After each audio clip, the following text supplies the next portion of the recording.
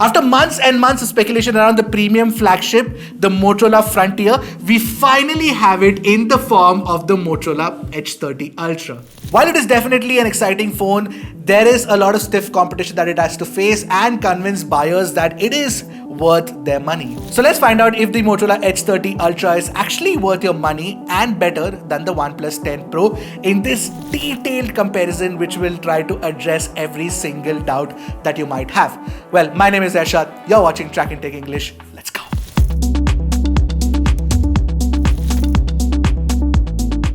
Now both these phones have a flaunt-worthy curved glass design on the front and rear that seamlessly blends into an aluminium metal frame. Now while you do get Corning's Gorilla Glass 5 protection on the rear and the front panel of the Motorola Edge 30 Ultra, there's Corning Gorilla Glass 5 on the OnePlus 10 Pro and Victus on the display. And it goes without saying that Victus is definitely a stronger solution and the OnePlus 10 Pro might have a higher chance of surviving a fall compared to the Edge 30 Ultra. Now the Edge 30 Ultra is a smidgen slimmer, lighter and narrower than the OnePlus 10 Pro, and you can definitely feel that when you're holding it. But that's also because the OnePlus 10 Pro has a larger battery. Moreover, both of these have a shimmery sort of glittery design on the rear, especially in this back color, and they're very slippery, that's for sure. That said, you do get a tighter grip on the OnePlus 10 Pro because it's got a thicker metal frame on the sides and it gives you more real estate for you to actually hold on to. Regardless, it'll help to use the bundled case that you get with both these phones. Now talking about the box, you do get almost everything that you will require from a flagship phone,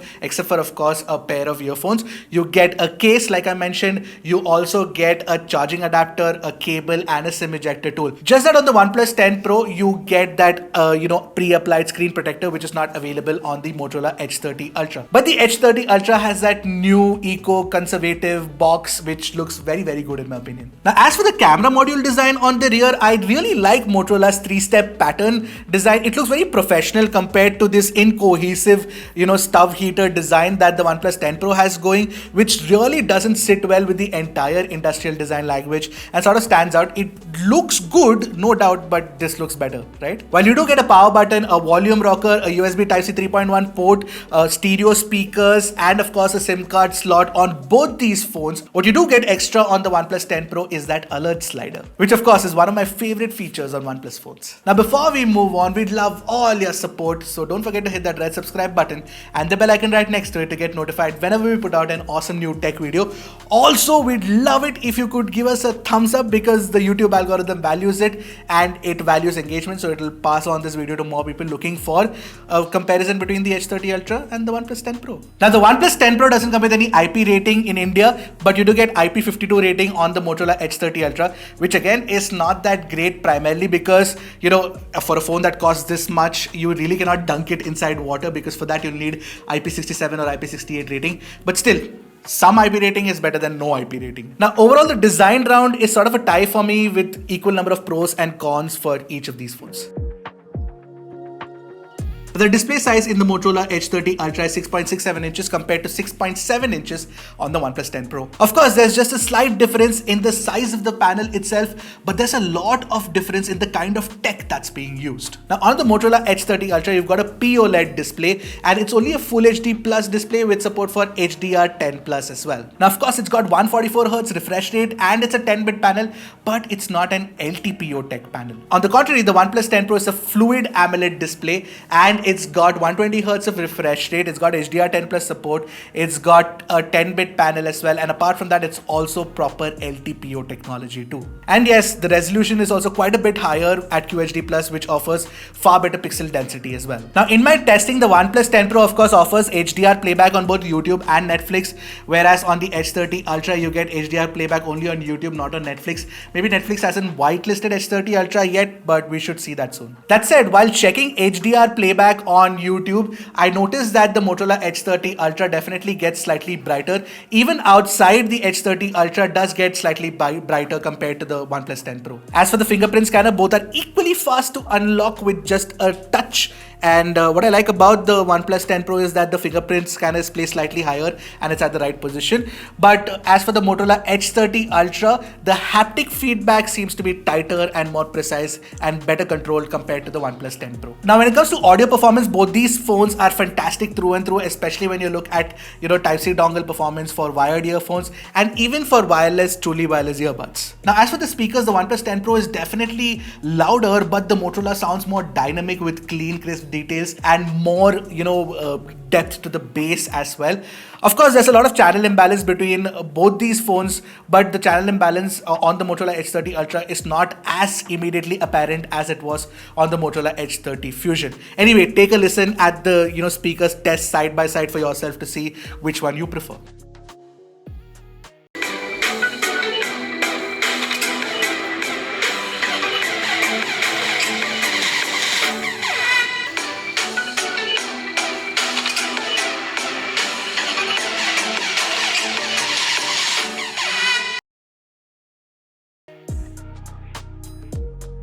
So finally, let's talk about that 200 megapixel camera inside the Motorola Edge 30 Ultra. Is it just numbers? Can it actually beat the 48 megapixel camera, Sony IMX789 camera inside the OnePlus 10 Pro? What about the rest of the camera specs? Are they better? Well, I have definitive answers for all those questions. Let's start. Now, starting with the detail retention, the 200 megapixel camera can capture quite a bit of details, but the OnePlus 10 Pro is equally matched in the amount of details it can retrieve. You can also spot some over sharpening in both the samples. Honestly, there's not much telling the two apart when it comes to sensor sharpness, but take a look at the second image and you will notice one thing, and that is Motorola captures more true to life colors, especially when you look at the sky. This is just me preempting the next set of samples where I tested the color science, by the way. From the great white point selection to the color rendition, the Motorola Edge 30 Ultra easily beats the OnePlus 10 Pro. I have no idea what OnePlus was doing working with Hasselblad on the tuning and wasting a good opportunity. Now, Motorola has also improved the HDR performance by quite a bit. There's still some work left, but compared to the OnePlus 10 Pro here, it doesn't overdo the HDR implementation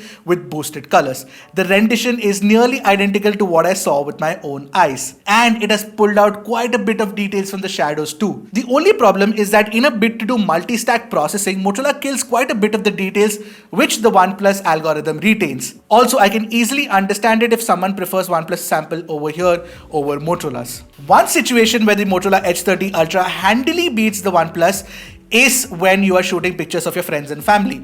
The skin tone accuracy of my colleague Sagar is close to accurate on the Edge 30 Ultra and very inaccurate and warm on the 10 Pro. Although fine texture and detail are nearly identical on both. Now, against the light, both look good. The distinction is just that Motorola keeps things natural, where OnePlus boosts the whole scene to be more social media friendly. So you'll have to take a pick of which one you prefer. Now, coming to portraits, both the phones are bad at semantic segmentation or simply creating a proper cutout of the subject. You will see a lot of missed edges, blurred corners, plus the bokeh blur on the rear looks average. I do, however, like the fact that you can shoot in 35mm, 50mm and 85mm portrait options, mimicking the DSLR portrait physical lens staples. In low light with night mode, the Edge 30 Ultra clearly takes the win. You get fantastic exposure, contrast and dynamic range too. More importantly, just take a look at the difference in detail at close crop. OnePlus doesn't stand a chance. In the second sample, you can clearly see how the lines are better defined on the Edge 30 Ultra sample and how much of everything else is in focus too. Plus, it's got the perfect color rendition as well. Let me leave you with a comparison picture of Corner House ice cream before I move to the ultra wide angle sample. Don't lick the screen. Now, despite having the same 50 megapixel ultra wide angle shooters, the OnePlus 10 Pro offers crisper details compared to the near accurate color science on the Edge 30 Ultra. Talking about colors, the color science consistency with the primary camera is not up to mark on both the phones. HDR ultra wides are similar to HDR main camera results. They are bright, colorful and artificial on the OnePlus 10 Pro.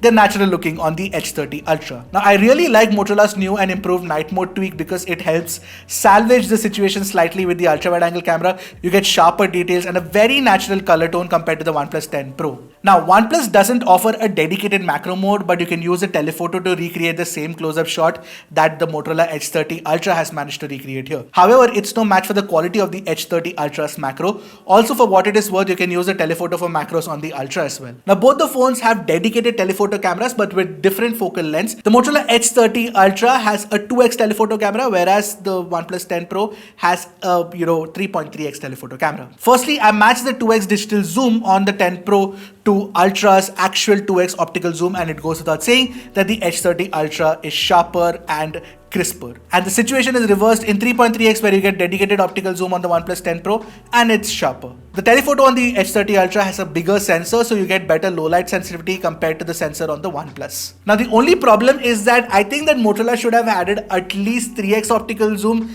and OnePlus should really improve the sensor quality and the resolution on the its telephoto camera. Now selfies in good lighting are almost evenly matched on both, just that the H30 Ultra offers sharper textures when you pixel peep and slightly more accurate facial tones too. And since the Ultra uses a much larger 16 megapixel camera, you get a natural bokeh as well. Portraits are technically better on the OnePlus 10 Pro only because it offers you a cleaner cutout, but otherwise both are equally matched. But against the light, the OnePlus 10 Pro cannot hold a candle to H30 Ultra's output. Low light selfies on the other hand are better on the OnePlus.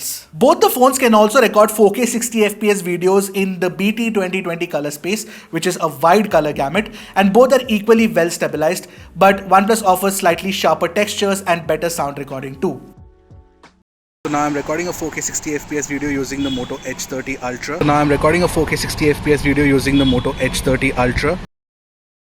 When it comes to ultra wide angle video, the OnePlus 10 Pro wins purely because you get higher quality 4K 30fps video recording, which is topped out at 1080p 30fps on the Motorola H30 Ultra. But if you're okay with 1080p ultra wide videos, the quality is almost the same on both. And in low light video recording, OnePlus clearly trumps over the H30 Ultra. However, finally the tables are turned in front camera video recording. Motorola can shoot 4K videos, albeit without stabilization. Sound recording quality is a whole lot better too, and you get that natural gradual drop off in the background because of the larger sensor as well.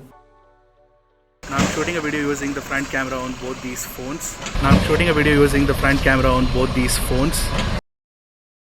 Overall, the H30 Ultra to me is the better camera for still photography, whereas the OnePlus 10 Pro does take a lead in videography, except for the fact that the H30 Ultra is better in front camera video.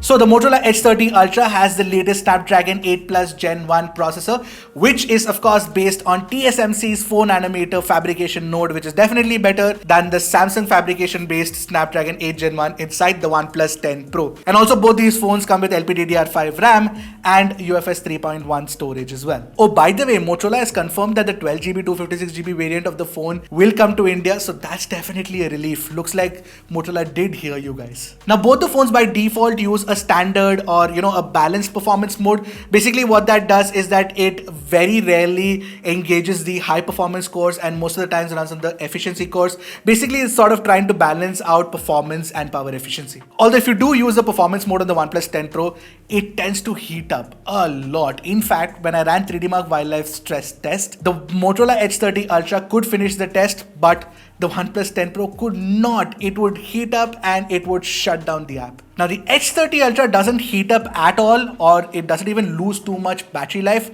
but it throttles a lot, that's for sure. The final stability scores are not the greatest out there. There are other 8 Plus Gen 1 phones that do it better. Now Motorola says that it is going to improve that with an update, but I would have preferred a better balance of performance and power efficiency. Hopefully that will be fixed in an update. Anyway, for gaming, I think that the H30 Ultra would be better because it won't get unbearably hot like the OnePlus 10 Pro, and the H30 Ultra would be perfect for quick 15-20 minute sessions, which is perfect for somebody like me who loves to do that with Apex Legends. Although if you are a hardcore gamer, I would suggest not picking up either of these two phones and looking at something else instead. But the immediate advantage of that tuning is that you get great battery life on the Motorola H30 Ultra, which has been the story for all Motorola phones this year.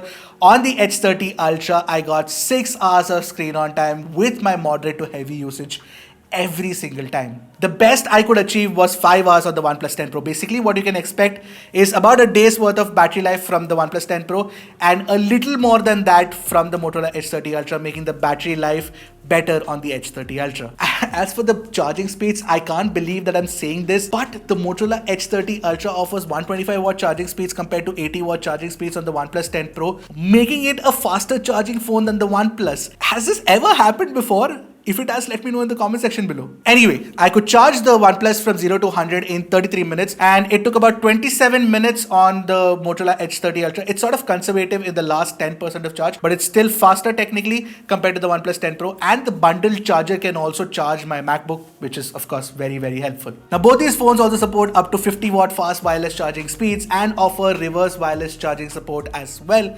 Overall, when it comes to battery life and battery charging speeds, the Motorola Edge 30 Ultra takes the win. Now, as for the radios, you get Bluetooth 5.2 on both the phones, and you get Wi-Fi 6E on the Edge 30 Ultra as opposed to Wi-Fi 6 on the OnePlus 10 Pro, and you get support for 13 5G bands as opposed to 9 on the OnePlus 10 Pro. And both the phones also offer great 4G carrier aggregation support too. And considering Motorola has a great legacy with telecommunications, I noticed that the call quality was a whole lot better on the Motorola Edge 30 Ultra compared to the OnePlus 10 Pro.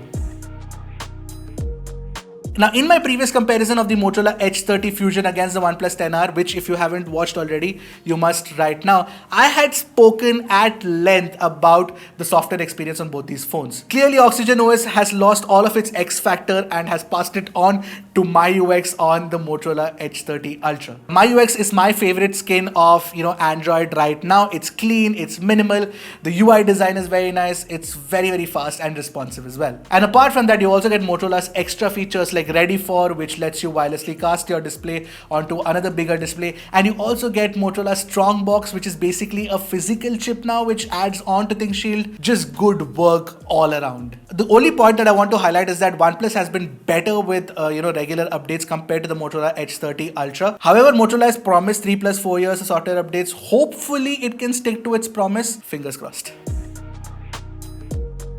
Now, for the most part, the Motorola Edge 30 Ultra and the OnePlus 10 Pro are evenly matched, and therefore it would be easier for me to tell you who should buy the OnePlus 10 Pro and who should buy the Motorola Edge 30 Ultra. So the OnePlus 10 Pro is clearly for fans of OnePlus. Like I had mentioned, it's a return to form of sorts for the company, and especially with the fact that you get a slick, gorgeous, fast experience on a good, looking display as well. My only concern is that the performance tuning is not that great, and the camera performance is really not up to the Hasselblad standards that we were expecting. The cameras are good enough for social media sharing, but that defeats the whole purpose of that whole Hasselblad, partnership, right? I mean, it's supposed to take professional grade pictures. It's not taking professional grade pictures at the moment. That said, video camera, I think, the OnePlus 10 Pro has an edge over the Motorola Edge 30 Ultra. Hate that pun was not intended. Anyway, I also must mention this: the OnePlus 10 Pro is still at 67,000 rupees, and maybe you can get a discount on bank cards, but it's still very expensive. And the Motorola Edge 30 Ultra has already been fantastically priced and available with various discounts and offers at 52,000 rupees, and at that price difference, totally worth it. So the Motorola Edge 30 Ultra is of course a valiant attempt from Motorola to win over a section of the premium audience as well, and it throws a lot of numbers at you and delivers to a certain extent too. It's an equally slick experience similar to the OnePlus 10 Pro, especially thanks to the stock Android-ish implementation. To top it off, you get great battery life and definitely better performance than the OnePlus 10 Pro, and I was surprised by the kind of camera performance that I got with the Motorola Edge 30 Ultra, which Motorola says that will be even further improved with software updates. So hoping against hope that does happen and it does get even better. The Motorola Edge 30 Ultra is easily Motorola's best work in 2022, and my pick for the best phone among these two phones. Of course, your mileage could vary. If you like the OnePlus 10 Pro, do let me know why in the comment section below. Until next time, this is Arshad signing off. Keep tracking and stay safe.